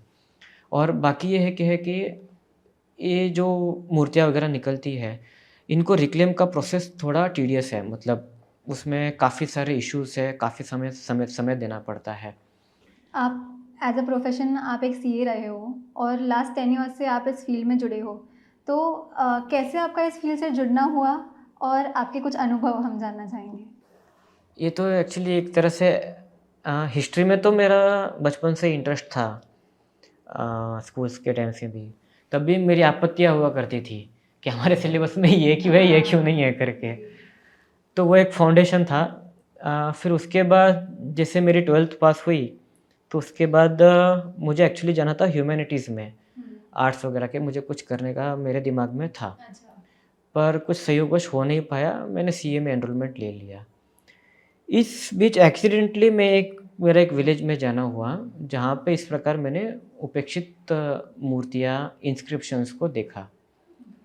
तो ये मेरे लिए आप कह सकते हैं कि एक ट्रिगर पॉइंट बन गया कि ये ऐसा क्यों है? क्योंकि हमारे इमेजिनेशन में तो हमारे राजस्थान के, गुजरात के, मध्य प्रदेश के, साउथ के अलग-अलग मंदिर सामने आ जाते हैं जब हम मंदिर कहते हैं कि। मैंने अपने जीवन में कभी भी इस प्रकार ऐसी कंडीशन में मूर्तियों को नहीं देखा था, टू बी फ्रैंक। तो ये जब चीज़ देखा तो ये क्या है, मतलब ये क्यों हुआ है? तो ये इस जिज्ञासा ही एक कारण है कि इस बारे में थोड़ा मैंने पढ़ना, खोजना शुरू किया। तो उसका जो आउटपुट था मैंने अनेक सारे आर्टिकल्स के रूप में पब्लिश किया हुआ है। और मेरा बेसिकली काफ़ी कुछ जो राइटिंग है वो तो फॉर्मल है, पर इसमें जो काम है वो पूरा का पूरा इनफॉर्मल है। क्योंकि स्थितियाँ ही ऐसी है कि अगर आप कुछ भी आप कह देते हो या उसके बारे में, तो हज़ार आपत्तियाँ लोगों की आती है विदाउट थिंकिंग। और जब उसमें पचासों लोग अपनी-अपनी बुद्धि लेके कूदते हैं तो उसमें कार्य सफल नहीं हो पाता। ये बेसिकली प्रॉब्लम है। तो मैंने लगभग 12-13 के बाद ऑलमोस्ट 5-6 ईयर्स 2019 तक भी मैंने काफ़ी सारी साइट्स को मतलब ढूँढने का प्रयास किया, बेसिकली कर्नाटका में। हाँ? हाँ, जी। तो उसमें काफ़ी सारे जगह पे मुझे मतलब इंस्क्रिप्शंस मिले। बेसिकली मैं तो समझना चाह रहा था कि मुझे ग्राउंड लेवल पर आखिर क्या हो रहा है, कि इनकी स्थितियाँ क्या है करके। काफ़ी सारे इंस्क्रिप्शंस बहुत पहले भी लोगों ने रिकॉर्ड भी किए हुए हैं। क्योंकि हमारे यहाँ भारत में एक एपिग्राफी डिपार्टमेंट भी है, जो इस तरह के शिलालेखों को ये पहले ये करता था, रिकॉर्ड करता था और उनको संग्रह वॉल्यूम्स के रूप में वो पब्लिश्ड है। पर क्या होता है ना, over the period of time वो चीज़ें इधर-उधर हो जाती है। उन्होंने वो स्पॉट दिया हुआ है यहाँ पे, पर आप आज जाके देखोगे वहाँ नहीं है, वो कहीं और जगह शिफ्ट हुआ हुआ है। तो वो ट्रेल आपको नहीं मिल पाता कई बार। तो ये सब चीज़ देखी, फिर वो मैंने उनको थोड़ा नोट करके मैंने एक आर्टिकल्स की सीरीज़ में भी कुछ एक मैगज़ीन्स में पब्लिश किया था। कुछ एक जहाँ मेरा बन सका तो मैंने प्रयास किया कि जैसे कई जगह पे मुझे ये चीज़ बड़ी दुःख हुई कि ऐसे चौराहे पर प्रतिमा पड़े हुए हैं, ऐसे कहीं कुएँ के पास पड़े हैं, कहीं ऐसी नदी के किनारे फेंके हुए हैं इस प्रकार के। तो और क्या होता है कि over the period of time लोगों के अनेक प्रकार के उनके साथ विश्वास बंध जाते हैं, तो उनको कन्विंस करना भी बड़ा दिक्कत है। तो जहाँ भी बन सका तो मैंने उनको थोड़ा बहुत सेव कराने का अपनी ओर से प्रयास किया। जहाँ ऐसी सिचुएशंस थी कि भई यहाँ कोई अभी फ्यूचर नहीं है, तो मैंने अलग-अलग म्यूज़ियम्स से थोड़ा बात करके उनको उनके म्यूज़ियम्स में भी शिफ्ट कराया हुआ है। कुछ एक जगह पे जहाँ बन पाया तो लोग उन्हें उनके जिनालय भी बना दिए हैं अभी। जैसे अभी हुबली में पूरे नॉर्थ कर्नाटका का सबसे बड़ा जिनालय बन रहा है एक प्रतिमा का, जो मैंने प्राचीन प्रतिमा। प्राचीन प्रतिमा का, जो बेसिकली वहीं के एक विलेज से मिली हुई है। ये मैंने अप्रॉक्सीमेटली 2015-16 के बीच में मैंने शायद खोजी थी वो। तो वहाँ उसका निर्माण कार्य चल रहा है।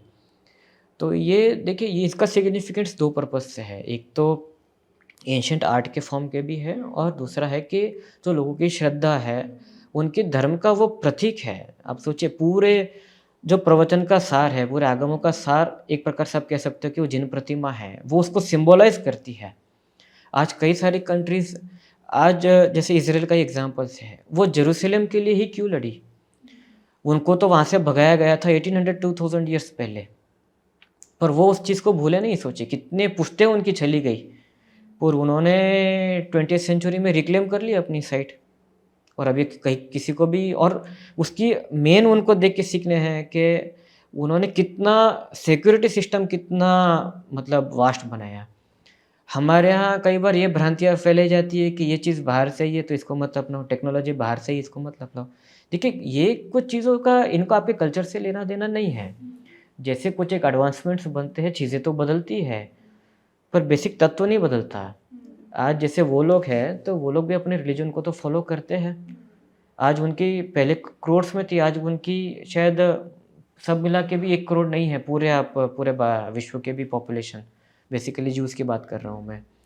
पर फिर भी वो उसको अपनी एक इमोशंस के रूप में देखते हैं कि हमारी इतनी जनरेशन्स ने इसके लिए स्ट्रगल किया है, ये हमारा स्थान था, ये हमारी माँ स्वरूप है, जन्मभूमि अपनी माँ स्वरूप है, तो उसको हम नहीं छोड़ सकते, तो हम उसको रिक्लेम करेंगे। तो बेसिकली ये एटीट्यूड हमें हमारे तीर्थों के लिए होना चाहिए। तो और मेन तो यह है कि इतिहास का अध्ययन होना चाहिए, तभी ये चीज़ हो पाएगी, वरना लोगों को सिग्निफिकेंस नहीं मालूम पड़ेगा। तो जो लास्ट सेंचुरी में कुछ एक कंट्रीज़ में जो वैचारिक परिवर्तन जो हुआ है, वो भी बेसिकली इन सब चीज़ों के, उनका भी जो इंडिजिनस कल्चर था, उन्होंने जब उन लोगों को पढ़ाया, अपनी पॉपुलेशन को अवेक किया, तभी पॉसिबल हो पाया है। अ, तो जैसा कहते हैं कि विषम काले जिन बिंब जिनागम भव्यन को आधारा, तो जो नेग्लिजेंस हम अभी देख रहे हैं, उसको कम करने के लिए आप यंगस्टर्स को क्या मैसेज देना चाहेंगे? यंगस्टर्स को सबसे पहला तो ये है कि अपने व्यू पॉइंट्स जो है बेझिझक रखने चाहिए समाज के सामने। अगर कुछ उनको लग रहा है, तो वो क्वेश्चन करें कि ये क्यों हो रहा है? अरे वो कर रहे हैं, उनको छोड़ो, जाने दो। ये एटीट्यूड जो है ना, ये नहीं चल सकता। तो सबसे पहले आप क्वेश्चन कीजिए कि अगर ये कुछ नई आप परंपराएँ लेके आ रहे हो, क्या ये हमारे ट्रेडिशंस से मेल खाती है? क्या ये हमारे आगमों से, हमारे पूर्वाचारों के या जीत व्यवहार से ये मेल खाती है कि हम अडॉप्ट करें? या कोई भी कुछ भी चला रहा है, हम उसको अंधाधुंध उसको एक्सेप्ट कर सकें? तो जो क्वेश्चनिंग माइंड है वो होना चाहिए, उसके बिना परिवर्तन नहीं हो सकता। और दूसरा सबसे बड़ा वीक पॉइंट हमारे यहाँ है कि ऑर्गेनाइजेशनल जो स्ट्रक्चर्स हैं ना, वो हमारे पास इतने स्ट्रॉन्ग नहीं हैं, और उसमें जो युद्ध के, तो हमारे पास पैन इंडिया लेवल पर अगर हम देखें कि हमको कुछ आइडिया कम्युनिकेट करनी है, उसके लिए हमारे पास पैन इंडिया, हमारे पास प्रॉपर नेटवर्क नहीं है। तो यंगस्टर्स में, पैन इंडिया के यंगस्टर्स के लिए मैं यही कहना चाहूँगा कि हमको खड़ा होके एक यूथ ऑर्गेनाइजेशंस खड़ा करना पड़ेगा। उसके बिना हमारे प्रॉब्लम्स हम चर्चा करेंगे लोकल लेवल्स पे, इसका पैन इंडिया सॉल्यूशंस आ नहीं सकता है। तो ये ऑर्गेनाइजेशंस, या एक काम ये भी हो सकता है कि जितने लोकल ऑर्गेनाइजेशंस हैं, जैसे मुंबई है, सूरत है, अन्य भी एरियाज़ में है, तो इनका डाटाबेस लेके इनको इंटीग्रेट करके एक पैन इंडिया कुछ किया जा सकता है इसका। और उसमें हम यूथ के लिए ट्रेनिंग सेशंस रख सकते हैं। तो उनकी आत्मनिर्भरता के ऊपर बल देते हुए उनकी वैचारिकता को और व्यापक बनाना है, और ब्रॉडर बेस देना है, और उसके लिए प्लेटफ़ॉर्म खड़ा करना है, वो बहुत इम्पोर्टेंट है। और उनके लिए ट्रेनिंग सेशंस वगैरह-वगैरह, ये चीज़ मॉडर्न पर्सपेक्टिव से भी लेना चाहिए। देखिए, विचार तो पुराने ही होने चाहिए, प्रेज़ेंटेशन बदलता है।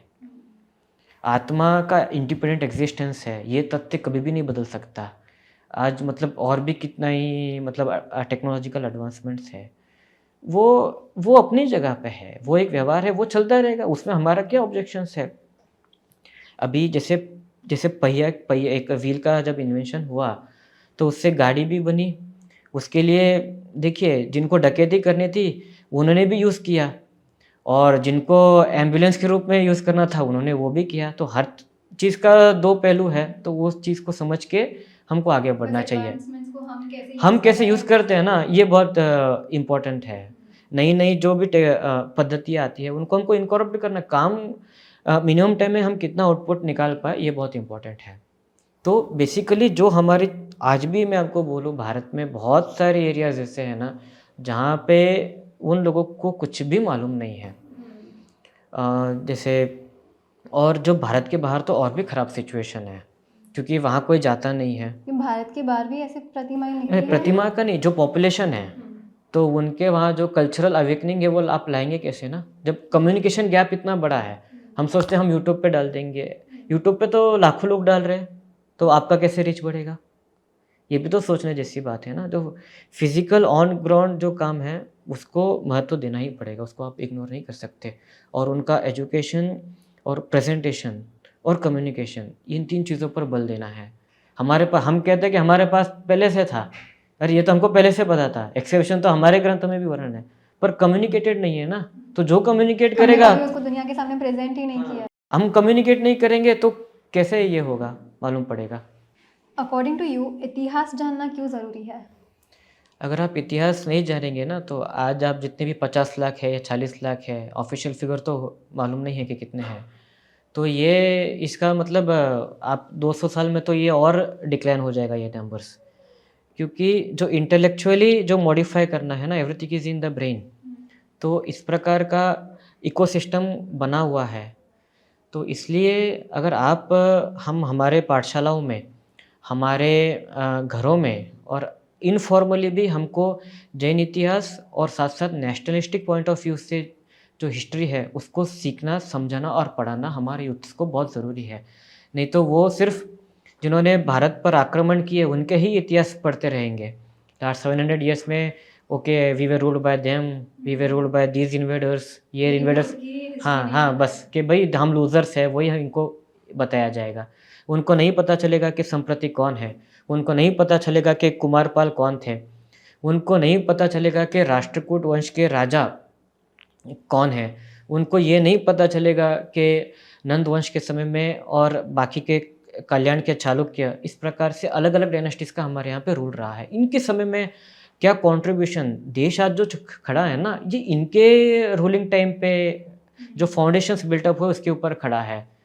ये जो 700 ईयर्स में जो आक्रांताओं ने ये किया है, उस वो तो हम उनको फेस करते रहे, पर हमने हमारे फाउंडेशंस को तोड़ने नहीं दिया है। तो हमारी फाउंडेशंस को प्रिज़र्व करने के लिए हमारे जो भी स्टडी का क्रम है, आप ये होप मत रखिए कि आप बड़ी से बड़ी यूनिवर्सिटी में जाएँगे, आपको वहाँ पे सब पढ़ा दिया जाएगा।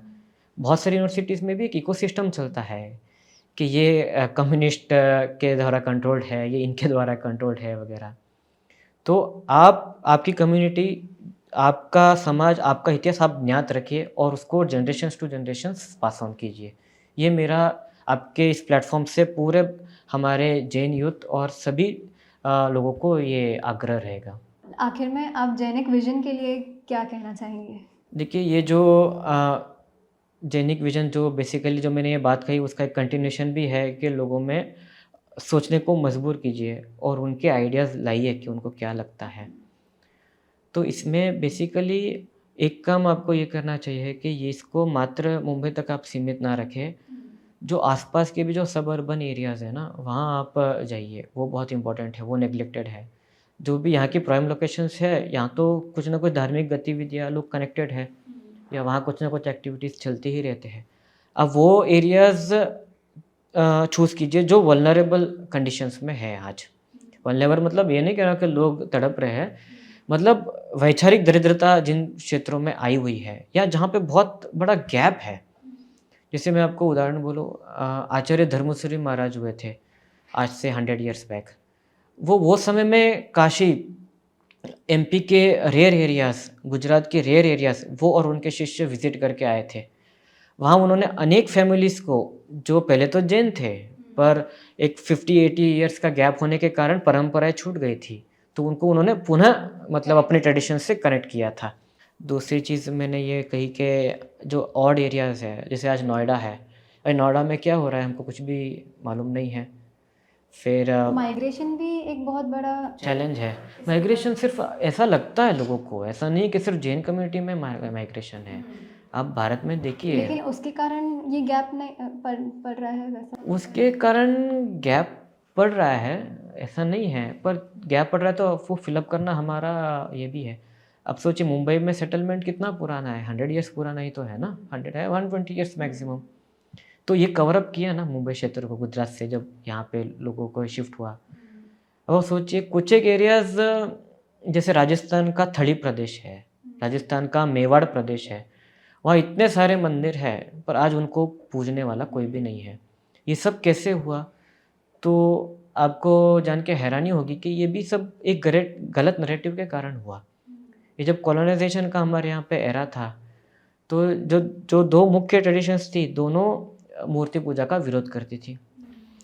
तो ये मूर्ति पूजा के विरोध का बीज जैन कम्युनिटी में कुछ लोगों के बीच में फैलाया गया, और उन्होंने, आप मानेंगे नहीं, और उन्होंने क्या किया, करे ये तो नहीं करना चाहिए, प्रतिमा पूजन प्राप्त है, मंदिर मिथ्या है, इट्स अ फॉल्स थिंग। ऐसे करके लास्ट 200-300 ईयर्स में एक ऐसा नैरेटिव जो कि बाहर से स्पॉन्सर्ड था, उसके वो शिकार हो गए, और वो एक वर्ग खड़ा हो गया और वो कहता है कि भाई हमारे में तो मंदिर जाना मना है। आम पब्लिक तो हर चीज़ डीप में नहीं जाती है ना, उनको तो पॉपुलर कल्चर से मतलब रहता है कि सब लोग क्या कर रहे हैं, ठीक है हम भी वही करेंगे समाज में। तो आज 800 साल पुरानी, 1000 साल पुराने हमारे मंदिर वहाँ पे धूल खा रहे हैं। तो उन एरियाज़ को भी हमको रिक्लेम करना चाहिए, उन लोगों को उनका सच्चा इतिहास बताना है कि भाई ये जो आप नहीं जा रहे हो ना, ये किसी और ने नहीं बनाए हुए हैं, ये आकाश से नहीं आए हैं, ये तो आपके पूर्वजों ने ही बनाए हुए हैं। जैसे पूर्वजों की संपत्ति आपने संभाल के घर पे रखी है, तो इन मंदिरों को, इन जिनालयों को भी आपको ही, आपकी ही विरासत है। हाँ, इन पर आप कंबाइंड ओनरशिप है आपकी, बस। थैंक यू सो मच आपके विजन हमारे साथ शेयर करने के लिए और आपकी वैल्यूएबल टाइम हमें देने के लिए। बहुत बहुत ये धन्यवाद। हमें आगे बहुत काम आने वाला है, और रेवोल्यूशन में ये सारे विजन्स बहुत ज़्यादा इम्पोर्टेंट रोल प्ले करने वाले हैं। Definitely. Thank you very much. Thank you. हम आपको एक छोटा सा टोकन ऑफ अप्रिसिएशन देना चाहेंगे, Thank you very and we much. Thank you for your vision and your efforts. Thank you very much. ये थे जिन शासन के एक सैनिक जिन्होंने अपने विजन्स और एक्सपीरियंसेस हमारे साथ शेयर किए। ऐसे बहुत सारे सैनिकों ने बहुत से कार्य किए हैं, और हम भी इनमें से एक हो सकते हैं। तो विजन्स जानने के बाद अब बारी है एक्शन की। Time to create a road map with action plans for a bright future of Jin Shasan. Voice the change, lead the way and be a true Jin Shasan सैनिक।